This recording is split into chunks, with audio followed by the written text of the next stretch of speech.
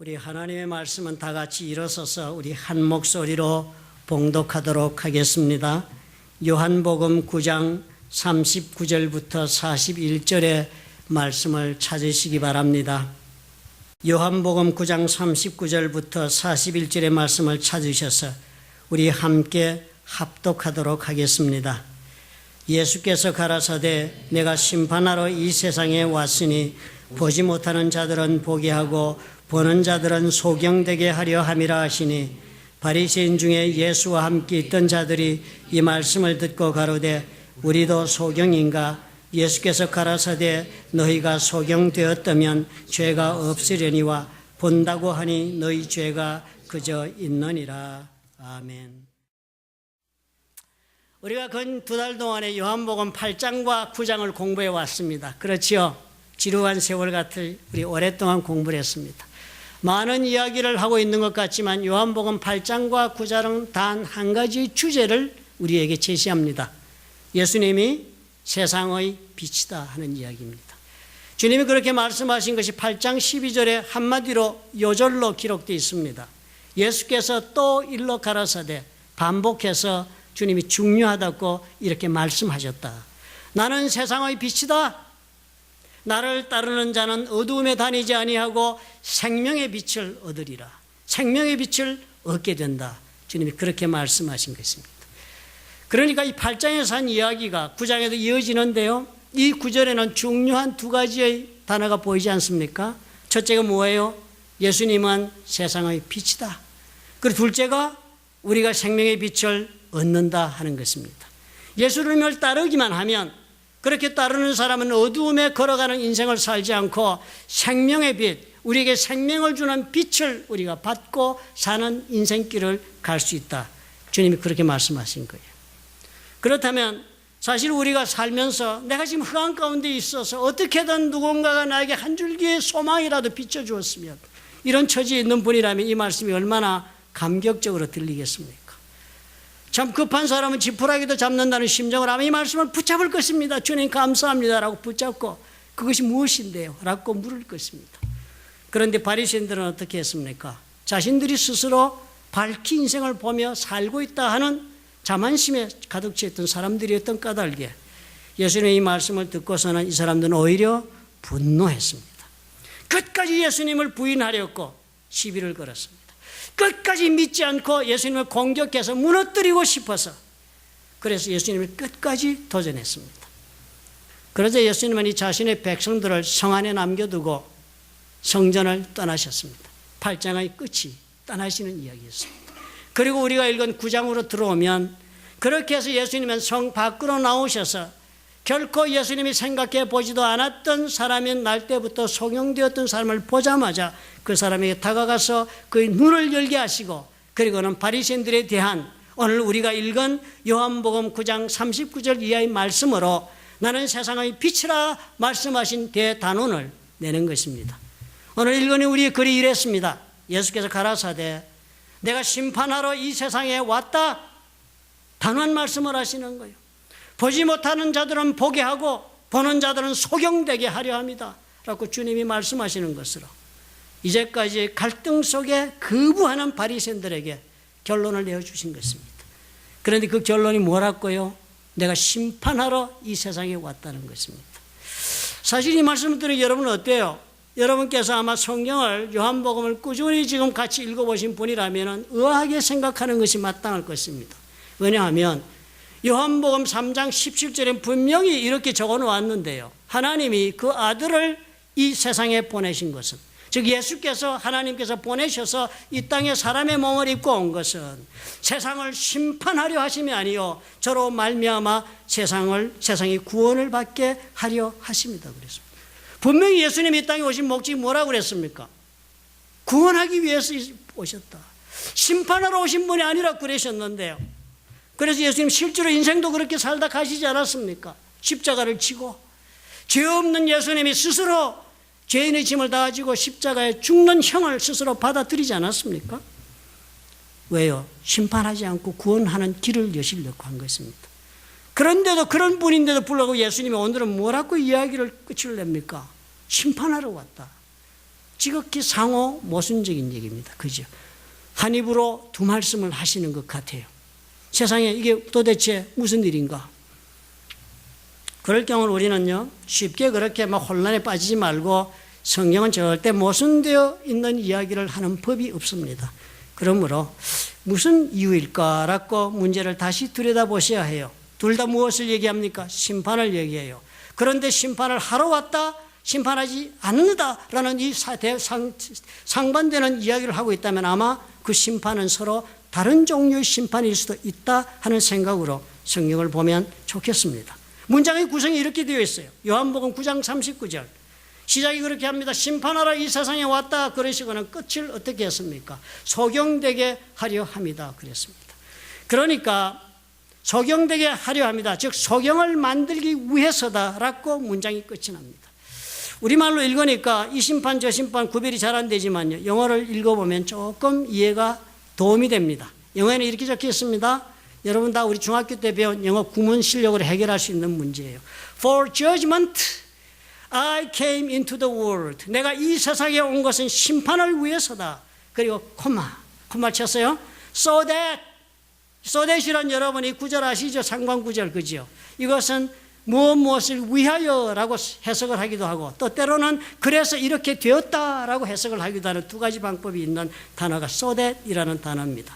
So that the blind will see. 장님이 보게 하고 그리고 those who see will become blind. 본다는 사람들이 눈멀게 하기 위해서 혹은 또 그런 결과를 만들려고 그렇게 오신 것입니다. 콤마를 쳤으니까요. 영어에서 이렇게 so that 앞에 콤마가 있으면요, 그때는 결론적으로 해석해야 합니다. 콤마가 없으면 이렇게 하기 위해서 앞에 일을 하셨다라고 해석을 해야 하고요. 콤마가 있으면 이렇게 하신 이유는 이런 결과를 내려고 하신 것이다. 그래서 이런 결과가 생겼다. 이렇게 번역을 해야 합니다. 콤마가 있으니까요. 무슨 뜻입니까? 내가 심판을 하러 이 세상에 왔다. 그래서 나는 소경을 보게 했고 보는 자들을 눈멀게 하는 이 심판을 내린다. 이렇게 말씀하십니다. 그러니까 예수님이 내린 심판은 무슨 심판이에요? 우리가 나중에 죽어서 천국에 올라가서 최후의 심판 자리에 서서 하나님으로부터 받는 심판의 그런 심판을 뜻하는 것이 아니고 이 바리새인들이 정말 예수를 부인하는 사람들에게 누리만한 결론을 내어준 것이 마치도 심판을 받은 것과도 동일한 것이 아니겠느냐라고 주님이 말씀하고 계신 것입니다. 대단히 충격적인 표현 아닙니까? 우리도 마찬가지인 것이에요. 예수님에 대한 말씀을 듣고 또 말씀을 읽고 그리고 또 그것을 믿을 수 있다라고 확인을 했음에도 불구하고 마치도 바리새인들처럼 나는 그런 예수를 도저히 믿을 수가 없다 혹은 또 그렇게 믿고 살고 싶지가 않다 하는 사람이 있다면 그렇게 예수를 알지 못한 채로 사는 이 세상의 삶 자체가 무엇이 된다고요? 이미 심판을 받은 사람과 하등 다를 바가 없는 인생을 산다라고 주님 말씀하시는 것입니다. 예수께서 말씀하시는 대로요, 오늘 우리가 말씀 보니까 우리가 다 예수를 믿어서 생명의 빛으로 산다는 것이 그렇다면 과연 구체적으로 무엇을 이야기하는가? 대단히 중요한 질문이 되는 것입니다. 말씀은 너무 좋아요. 아름답고 예수님이 빛이다. 그런데 그 예수님을 따라가면 우리가 생명의 빛을 받는다. 무엇인가 되는 것 같은데 그래서 그것이 무엇을 뜻하는가요? 너무 추상적이지 않습니까? 하나님의 말씀이 이렇게 추상적이면 적용이 불가능하지 않아요. 그죠? 도대체 그렇다면 지금 예수께서 생명의 빛을 얻어서 산다는 것이 어떻게 해서 어떤 모습으로 사는 것을 뜻하는가를 우리는 이해하고 답을 찾을 수가 있어야만 이 말씀이 나에게 적용이 가능한 하나님의 말씀이 됩니다. 적용할 수 없는 말씀은요, 행동으로 옮길 수가 없습니다. 아무리 좋은 말씀이라도 내가 도대체 그것이 어떻게 해야 그 말씀대로 사는지 적용의 길을 우리가 찾을 수 없다면 그 말씀이 무슨 소용이 있습니까? 내가 지금 먹어서 내 암이 낫고 있는 명약이 있다 할지라도 그 약이 내 손에 없으면 소용이 없습니다. 선반 위에 놓여있는 만병통치약은 나와 관계가 없습니다. 내가 먹을 수 있는 약이어야 합니다. 벽에 그려져 있는 그림의 떡은 우리의 배를 부르게 하지 못합니다. 아무것도 도움이 되지 않습니다. 세상의 빛이 되신 예수를 믿어 생명의 빛을 얻어 산다. 또 그렇게 살려면은 그렇다면 어떻게 살아야 한다고 예수님은 말씀하고 계신가? 이 문제에 대한 우리의 해답을 찾아야 합니다. 첫째로 오늘 말씀을 가만히 살펴보면요, 처음으로 이 주장하고 있는 이야기가 예수를 믿는데요, 전심으로 온 마음을 다해서 예수님을 따라가야 한다라고 성경은 우리에게 제시합니다. 이 따르는 데는 두 가지 종류가 있습니다. 성경에 보면은 성경에 따른다는 단어가 나온 이 사건들을 보면은요, 그저 한번 일시적으로 따라가 보는 따른다는 말이 있고요, 또 하나는 영원히 함께 계속적으로 따른다는 단어가 있습니다. 두 가지 종류의 사건이 있어요. 오늘 요한복음 8장 12절에 보신 말씀이요, 예수께서 일러 가라사대 나는 세상의 빛이니 나를 따르는 자는 어둠에 다니지 아니하고 생명의 빛을 얻으리라. 그랬을 때 나를 따르는 자, 이때 따른다는 단어를 찾아보면요, 이게 원어를 보면 그리스어로 적혀 있으니까 이럴 때 도움이 됩니다. 시제를 찾아보니까 현재 분사형이다 이렇게 되어 있습니다. 그리스어 헬라어에서 현재형은요, 영어의 현재형과 뜻이 다릅니다. 영어의 현재형은 어떤 동작의 상태를 뜻합니다. 그렇죠, 그죠? 그러나 이 헬라어 성경이 적혀 있는 현재 분사형은 계속적인 행동을 뜻합니다. 계속적으로 이어지고 있는 행동. 그래서 지금 여기서 나를 따른다는 말은 나를 계속적으로 따르는 사람, 이런 표현이 됩니다. 그러니까 어둠에 다니지 않고 생명을 얻는 사람들은 예수님을 어떻게 따라야 한다고요? 계속적으로 주님을 따라가야 하는 사람들이야 이야기합니다. 그런데 또 성경에 보면은 예수님 따른다는 단어가 요한복음 1장인가요? 1장 37절에 나오지 않아요. 세례 요한이 앞으로 지나가는 예수님을 보고 보라 세상 죄를 지고 가는 어린 양이로다라고 주님이 어떤 분이신가를 공포하니까 그 세례 요한의 두 제자가 그 말씀을 듣고 그 말대로 믿고 예수님을 쫓아갔습니다. 우리 그 사건 알지요? 그때 성경에 보면은 그때도 두 제자가 그의 말을 듣고 예수를 쫓아갔다. 성경에 워낙 그리스어는 똑같은 단어를 썼습니다. 그런데 시제가 달라요. 시제가 여러분 들어서 뭐 잘 모르는 얘기지만 에오리스트라는 시제입니다. 현재형과 모습은 같은데 그런 시제를 에오리스트 시제를 쓰면 이 헬라어는 일회적인 행동을 했을 때 뜻합니다. 내가 한 번 영화를 보았다, 내가 한 번 그 사람을 만났다, 내가 한 번 그 사람을 따라가 보았다 할 때 쓰는 일회적인 행동을 할 때는 헬라어에서는 이런 시제를 씁니다. 그런데 여기에 쓴 시제가 현재 분사가 아니고 그런 시제였습니다. 그러니까 안드레와 또 다른 제자는 그날 예수님 따라간 것이 뭐예요? 세례 요한의 말을 듣고 한 번 따라가 본 것입니다. 그런데 오늘 우리가 보니 요절 9절 8장 12절 9절은 무엇을 뜻한다고요? 예수님을 따르는데 이 따르면 주님 말씀하신 어둠에 빠지지 않고 살 수 있는 길은 예수님을 따를 때 꾸준히 계속해서 따라가야 한다. 그것을 뜻한다 했습니다. 생명의 빛을 얻는 것은 이 조건이 충족되어야 한다 합니다. 우리는 예수를 믿어 구원을 얻었다 합니다. 그래서 우리는 예수 믿고 산다라고 말을 하지요. 그런데 한 가지 중요한 착각을 하고 있습니다. 내가 예수를 믿었다고 해서 내가 지금 예수님을 따라가고 있다고 생각하는 착각을 하기가 쉽습니다. 그러나 두 문제는 전혀 별개의 문제입니다. 내가 아무리 예수를 믿어도 내 살아가는 삶이 주님을 따르지 않는 삶이 얼마든지 가능합니다. 그렇지 않는가요? 여러분 다 예수님을 따라가면서 지금 살고 있습니까? 그렇지 않습니다. 믿는다는 것과 따라간다는 것은 달라요. 예수를 열심히 믿는 것, 이거 교회 신앙생활 열심히 우리 다 그 믿음 스스로도 착각합니다. 나 예수 열심히 믿는데 뭐 자꾸 얘기할 것이 있어.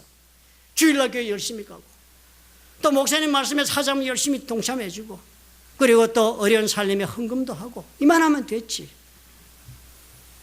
그것을 우리가 그렇게 하면 된다고 생각을 하고 현실의 삶, 월요일부터 시작되는 삶은 또 다른 세상의 방법대로 열심히 삽니다.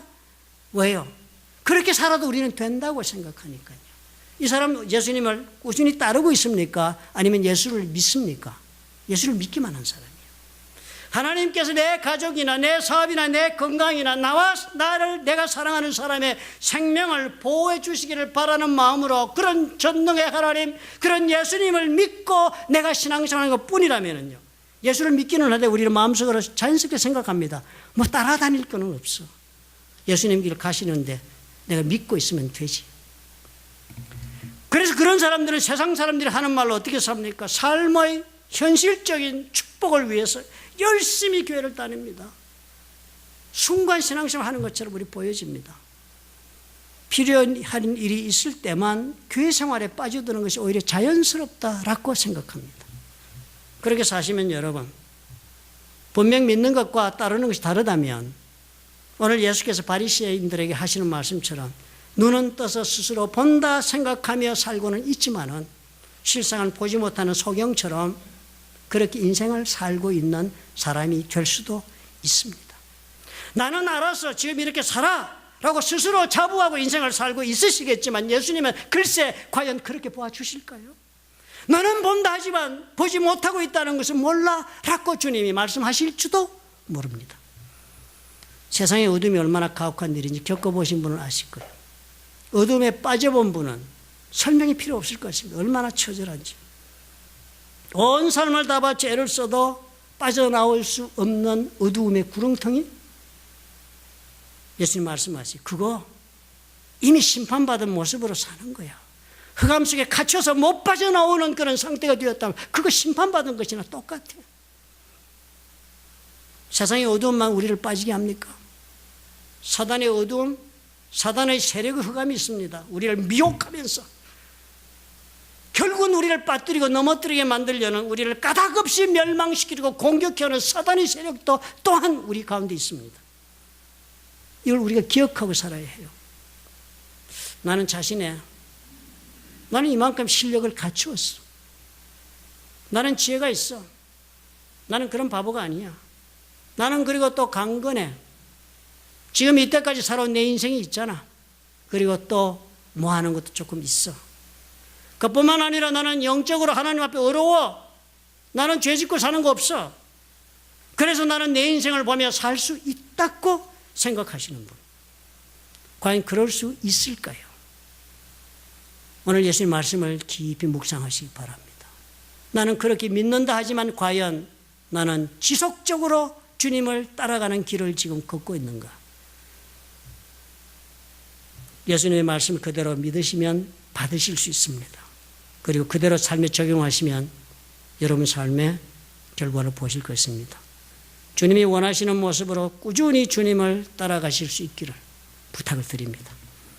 또 두 번째 이 말씀 우리에게 이것을 알려줍니다. 생명의 빛을 얻은 삶이 무엇인가? 예수를 믿어서 보는 사람이 되어 사는 인생이 무엇인가? 우리가 또 다른 빛이 되어 사는 것을 뜻한다라고 성경은 우리를 도전합니다. 예수께서 자신을 따르는 모든 제자들에게 말씀하셨지요. 생명의 빛이 되어주는 데는 목적이 있다고 그랬습니다. 너희들에게 내가 생명을 주는 빛이 되는 데에는 이유가 있다. 그러면서 말씀하신 게 마태복음 5장 14절입니다. 너희는 세상의 빛이다. 우리가 다 세상의 빛이 된다는 거 예수님 믿었기 때문에, 예수님이 빛이시기 때문에 우리도 빛이 된답니다. 이같이 너희 빛을 사람 앞에 비치게 하라 그랬습니다. 너희들이 세상의 빛이니까 빛을 비추랍니다. 이게 우리가 할 일이래요. 그거 하게 하려고 예수님이 우리를 예수 믿게 하신대요. 저희로 우리가 빛을 비추어서 저희로 세상 사람들로 하여금 너희 착한 행실을 보고 하늘에 계신 너희 아버지께 영광을 돌리게 하라. 착한 행실을 보게 하라. 그러니까요, 세상의 빛이 되어 사는 사람은 어떤 사람입니까? 사람들 앞에 모습을 드러내는데 무엇으로 모습을 드러내요? 착한 행실로 자기를 드러내 보여야 하는 것입니다. 착한 행실, 그러면 우리가 생각하기에 선한 일, 불교에서도 선한 일 많이 얘기하듯이, 무슬림들도 말하듯이 그런 선한 일, 그런 것을 우리가 같은 것으로 생각이 쉽습니다. 그러나 결코 유대인들, 이 마태복음 유대인들을 위해 쓴 책입니다. 유대인들은 착한 행실을 그렇게 이해한 적이 한 번도 없습니다. 원어로 칼라 엘가라고 얘기한 것, 이 엘가라는 단어는 행실이라고 번역했지만 works, 일이라고 적었습니다. 이 사람들은 하나님께서 모세를 통해 자기들에게 주신 율법을 준수하고 사는 것을 행위라고 말했습니다. 일이라고 말했습니다. 그러니까 여기서 말하고 있는 이 착한 행실이라는 것은 하나님께서 우리에게 주신 법도를 따라서 하나님이 원하시는 모습으로 사는 것을 보여주라. 세상을 보여주라. 그러면 어떻게 돼요? 사람들이 나를 보고 무엇을 보겠습니까? 하나님의 말씀대로 살고 있구나, 저 사람이. 그것을 본다는 거예요. 그것이 뭐가 됩니까? 저 사람이 하나님을 믿으니까 저렇게 사는구나. 그것이 바로 다른 말로 하나님께 영광을 돌리는 행위가 되는 것입니다. 그렇게 하라는 거예요. 우리가 이런 삶을 살아야 한다는 것입니다. 빛이 된다는 것은. 또 빌립보서에도 비슷한 말씀이 나옵니다. 2장 15절이에요. 더 자세하게 나옵니다. 여기에서는 어그러지고 거스리는 세대 가운데서 하나님의 흠없는 자녀로 세상에서 그들 가운데 빛들로 나타내며 우리가요, 이 세상이 아무리 혼탁하고 잘못되게 하더라도 그거 자꾸 문제 삼지 말고 그 가운데 너는 뭘 해야 돼? 세상에서 그들 가운데 빛들로 나타나라. 영어로 적은 거 보십시오. 너무 쉽다. You shine like stars in the universe. 이 우주의 별들처럼 그렇게 shine, 빛을 발해라. 하늘에 별이 반짝거리듯이 네가 반짝거리는 인생이 되어야 되겠다. 그리고 그 다음에 이렇게 적었어요. 생명의 말씀을 밝혀서 As you hold out the word of life. 생명의 말씀, 예수님의 말씀을 hold out, 횃불을 들듯이 이렇게 높이 들고 as라 그랬습니다. 그렇게 들면서 우주에 떠있는 별처럼 사람들 앞에서 빛을 발해라. 그렇게 살래요. 뭐라 하십니까? 예수님 말씀을 가지고 사는 사람인 것을 세상에 보게 해야 된다는 거예요.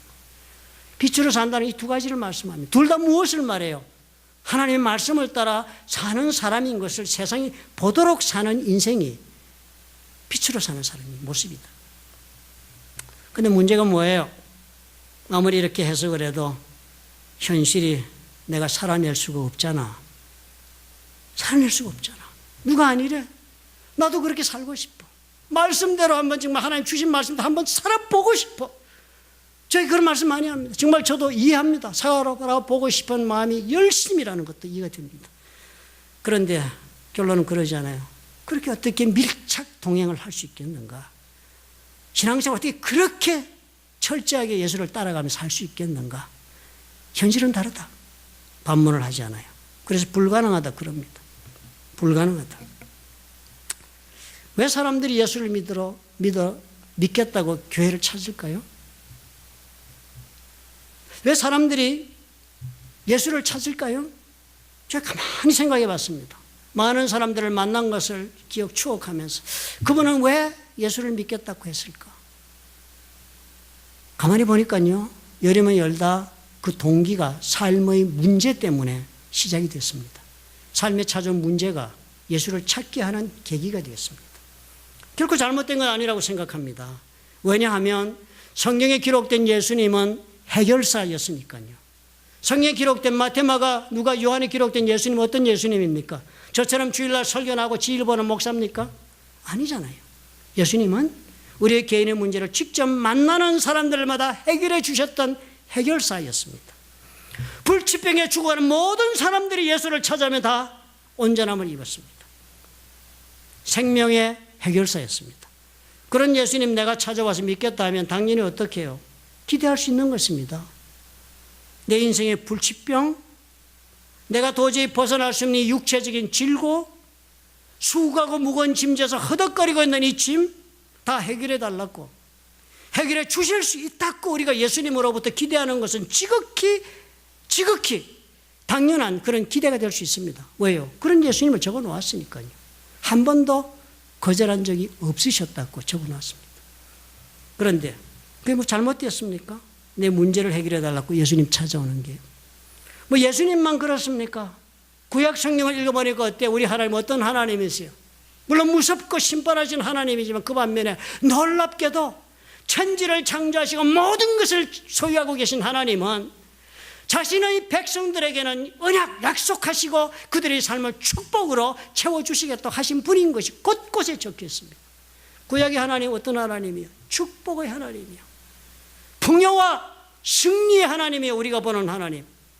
그래서 그런 하나님, 내가 삶의 문제에 빠져가지고 공궁에 처해서 나 좀 살려주십시오 라고 그런 하나님 찾아오면 잘못됐습니까? 잘못될 것 하나도 없습니다. 우리 하나님은 축복하기로 작정하신 분이고 언약을 세우시면서까지 우리를 축복하시겠다고 결심하고 계신 분이고, 또 예수님은 어떻습니까? 내가 의인을 부르러 온 것이 아니요 죄인을 부르러 왔노라 하신 분이 바로 예수님이십니다. 우리를 부르시는 예수님이 이런 분이세요. 하나님이나 예수님이나 성경 어디를 보아도 착하고 준비된 성공한 사람을 찾으러 오신 분이 결코 아니셨습니다. 그런데 그런 예수님, 그런 하나님 우리가 찾아와가지고 나 좀 살려주십시오, 나 좀 축복해 주십시오 하는 것이 무엇이 도대체 잘못됐습니까? 잘못된 거 없습니다. 그런데 왜 많은 사람들이 비난하지요? 무슨 신앙, 그런 신앙. 그 기복신앙이야. 그 무당들한테 가서 복쳐놓고 축복해달라고 뭐가 달라? 뭐가 달라? 그거 기적이나 바라고 사는 인생, 그게 신비적인 일로 네 인생 해결해보자는 그런 미혹된 인생이지. 그게 뭐가 달라? 신비주의자지 너가. 우리가 말을 못하지요, 그죠? 세상에 그런 말 들으면. 왜 세상 사람들이 그런 말을 하겠습니까? 한 가지 조건이 있어서 그런 것입니다. 한 가지 조건이 있어서. 하나님이나 예수님이나 축복하시고 해결해 주시는 데는 한 가지 전제 조건이 따라옵니다. 먼저 변화되어야 하겠다는 조건이 있기 때문입니다. 이제까지 내가 어떤 모습으로 살아왔든지 간에 상관이 없습니다. 이제까지 어떤 짓을 하면서 걸어왔더라도 예수를 믿기로 작정한 그 순간에는 그때부터 어떻게 해요? 한 가지는 확실해야 돼요. 내가 다른 모습으로 살아보겠다는 결심으로 출발해야 합니다. 그 전제 조건이 충족되지도 않은 채로 하나님의 자녀로 변화되어야겠다는 생각은 추호도 없이 문제를 해결해 주옵소서. 그런 생각은 조금도 그런 욕구는 없이 그저 하나님 나를 기적적으로 풀어달라고 말씀하시니까. 그래서 그런 말을 듣는 것입니다. 하나님 백성으로 변화시켜야 되니까 광야 40년 보내고 기다리셨습니다. 얼마나 힘든 길을 하나님도 함께 걸었습니까? 매일 구름 기둥, 불 기둥과 메추라기 만나를 먹이면서 저들을 지켰으니까요. 40년을 그랬습니다. 왜요? 하나님 말씀을 따라 변화시키려고. 그래서 그랬습니다. 그래야만 가나안 땅의 축복을 누리고 살 수 있으니까요. 축복에 주시고 싶으니까요.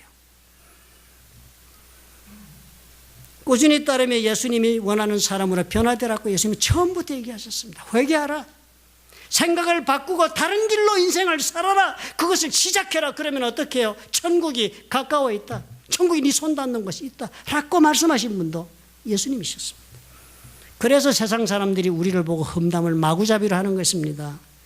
교회 다니면서 사람이 바뀔 생각은 추호도 안 하고 사는 것으로 다 보여지니까. 세상 사람들이 욕하니까 나도 욕하고 살고, 세상 사람들이 이간질 시키니까 나도 이간질 시키고 살고, 저주하고 심판하고 분노하며 사는 거 똑같이 하니까. 이는 이로 눈은 눈으로 하고 사니까 세상 사람이 우리를 보고서 말하는 겁니다. 하나님 덕분에 부자 되려고 교회 다니는구나. 예수님 덕분에 그저 죄의식이나 벗고 그저 무조건 하나님은 다 너를 용서하신다는 그런 생각 속에 도피하려고 네가 예수 믿는구나. 기복신앙이야. 신비주의야. 라고 이걸 마구잡이로 해대게 되는 것입니다. 이 변화가 과연 무엇을 뜻합니까? 오늘 예수님 말씀에 그대로 지적되고 있지 않아요? 예수를 따르는 사람이에요. 예수를 믿는 것으로는 족하지 않다. 예수를 지속적으로 따르는 사람이 되어서 생명의 빛을 얻어서 살아가는 사람으로 우리가 서야 한다는 것입니다.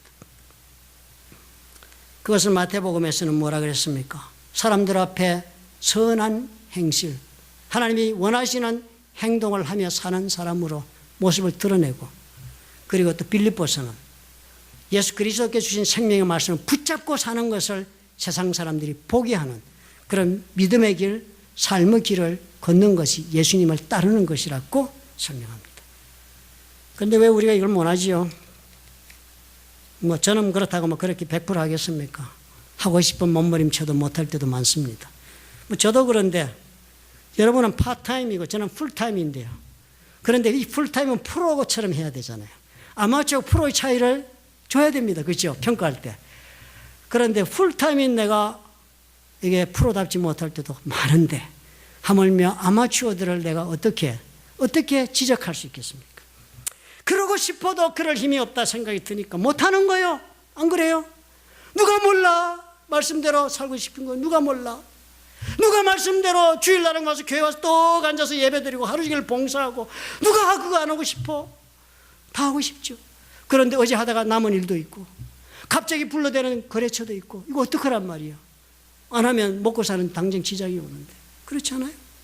나 지금 돈 벌어야 해. 기초생활을 유지해야 돼. 지금 내가 쌓이는 문제를 내가 감당해야 돼. 가정도 그리고 내 자녀도 내 생업도 할 일이 한두 가지가 아니에요. 몸도 문제야. 아파 이제는.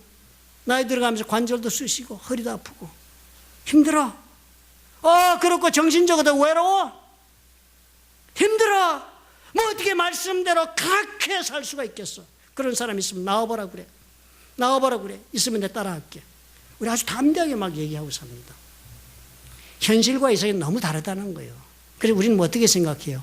현실과 이성이 다른 거니까 우리는 언제나 현실적이어도 된다라고 생각합니다. 제가 물어보고 싶습니다. 현실과 이성이 같아질 때가 있을까요? 이 땅에 살면서 never happens. 현실과 이성이 결코 같아지는 법이 없습니다. 천국 가서나 되지요.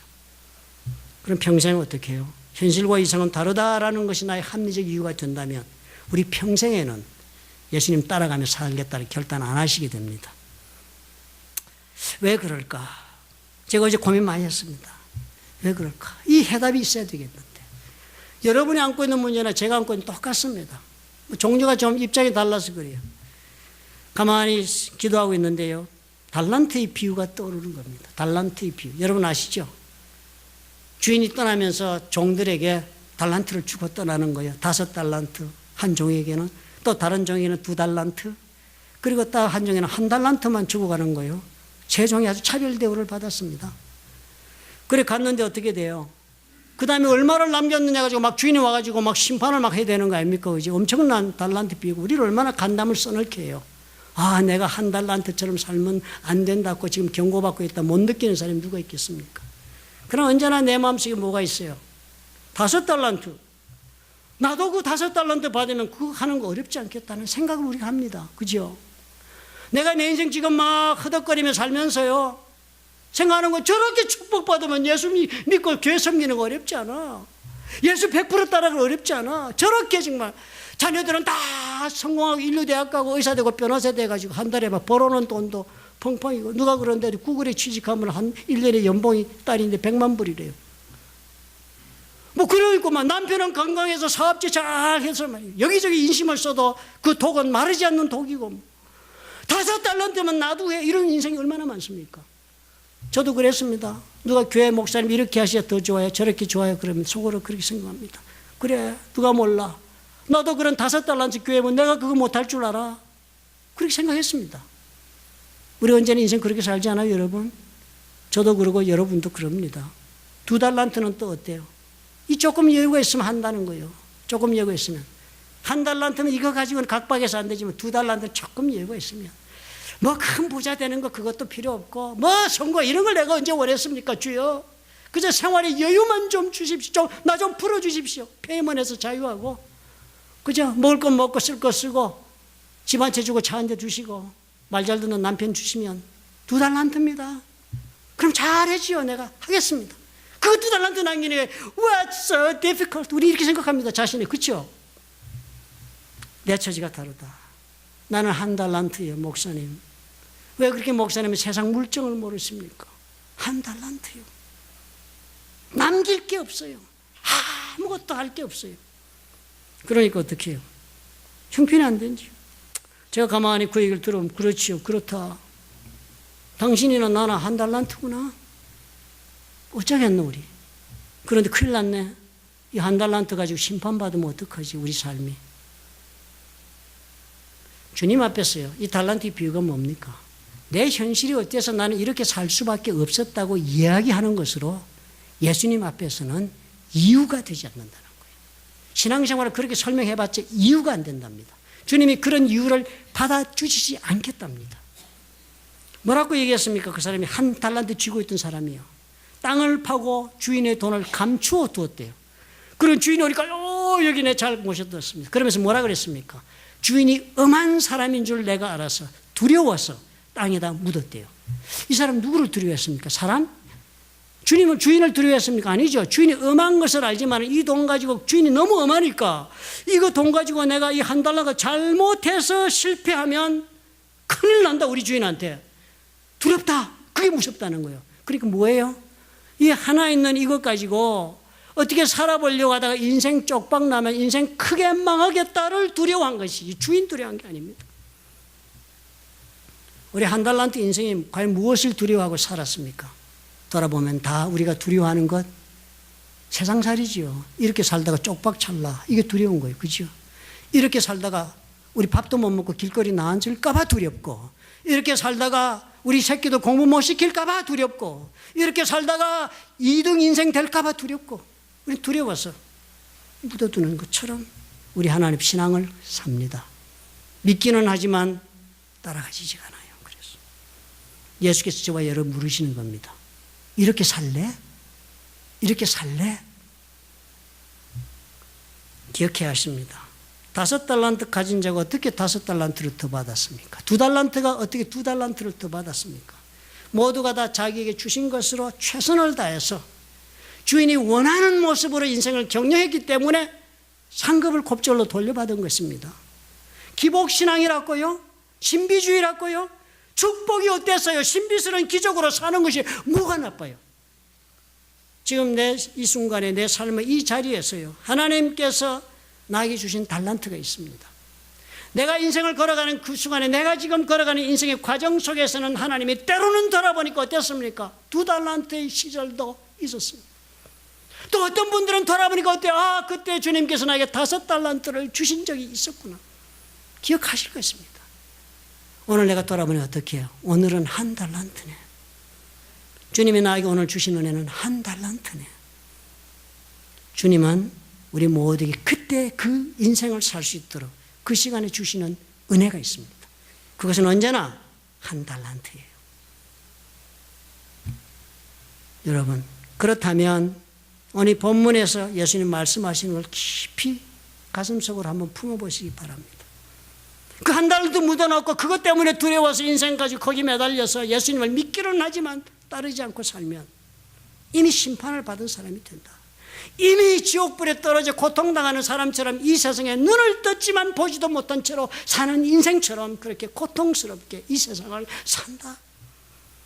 이 다음 천국에서는 누릴 상급이 너에게 심판으로 오늘 온다는 말은 내가 이제 예수를 믿고 따르면 천국에 내가 받을 심판이 무슨 심판이 기다립니까? 구원의 심판이 아니요. 예수 믿었으니까. 상급의 심판이에요. 그 심판이 오늘 나에게 임하게 되신다 하시는 것과 같은 약속입니다. 주신다는 거예요. 주신다는 거예요. 하나님은 축복의 하나님이시고 예수님은 해결사이신 예수님이신 것이 결코 그림의 떡이 아닙니다. 더 이상 어둠에 다니실 것 없습니다. 더 이상 넘어지고 자빠지면서 아파하면서 깨어지는 인생을 계속해야 될 이유가 전혀 없습니다. 그리고 그렇게 살아서도 안 됩니다. 주님의 말씀을 가슴으로 받으시기 바랍니다. 이제까지 살던 모든 걸 내려놓고 내가 주를 따르리라. 세상을 향한 빛의 사명을 감당하라는 이 말씀을 내가 품고 한번 살아버리라. 1달란트를 땅에 묻는 대신에 내가 이 달란트를 투자해버리라. 인생의 해결이 저는 거기에서부터 시작될 수 있다고 확신합니다. 믿으시면 아멘 하시기 바랍니다. 기도하겠습니다. 좋으신 아버지 하나님,